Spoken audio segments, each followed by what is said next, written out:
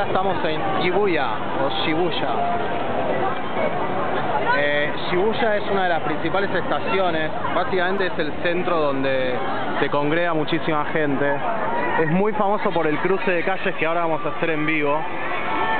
Vean la cantidad de gente que cruza la calle al mismo tiempo, y lo que tiene es que hasta se cruza también en diagonal, así que bueno, acá vamos. Mucho cartel por todos lados, muchas luces, muchos ruidos.